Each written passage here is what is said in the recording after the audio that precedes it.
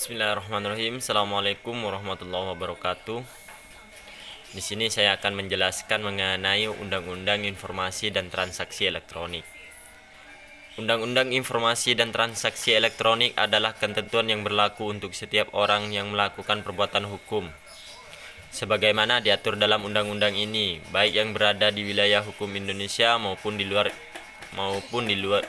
wilayah hukum Indonesia, yang memiliki akibat hukum di wilayah hukum Indonesia dan di luar wilayah hukum Indonesia dan merugikan kepentingan Indonesia. Secara umum, materi Undang-Undang Informasi dan Transaksi Elektronik (Undang-Undang ITE) dibagi menjadi dua bagian besar, yaitu pengaturan mengenai informasi dan transaksi elektronik dan peraturan mengenai perbuatan yang dilarang. Pengaturan mengenai informasi dan transaksi elektronik mengacu pada beberapa instrumen internasional seperti UNCITRAL, Model Law on E-Commerce, dan UNCITRAL Model Law on E-Signature.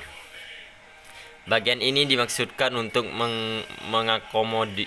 mengakomodir kebutuhan para pelaku bisnis dan di internet dan masyarakat umumnya guna mendapatkan kepastian hukum dan melakukan transaksi elektronik.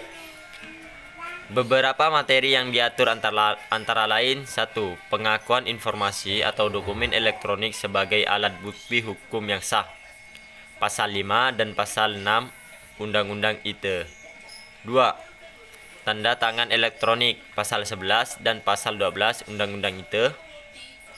3. Penyelenggaraan sertifikasi elektronik, Pasal 13 dan Pasal 14 Undang-Undang ITE. Dan 4.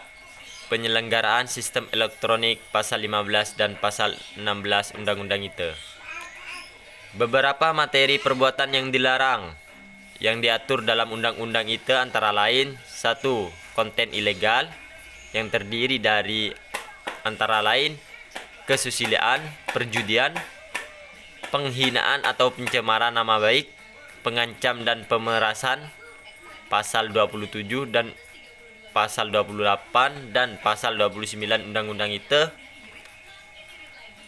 Yang kedua, akses ilegal, Pasal 30. Yang ketiga, intersepsi ilegal, Pasal 31.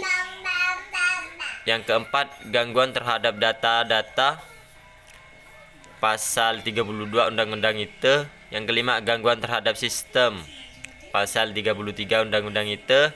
Yang keenam, penyalahgunaan alat dan perangkat, Pasal 34 Undang-Undang ITE. Mungkin cukup sekian yang dapat saya sampaikan, kurang lebihnya saya mohon maaf. Wabillahi taufiq wal hidayah. Wassalamualaikum warahmatullahi wabarakatuh.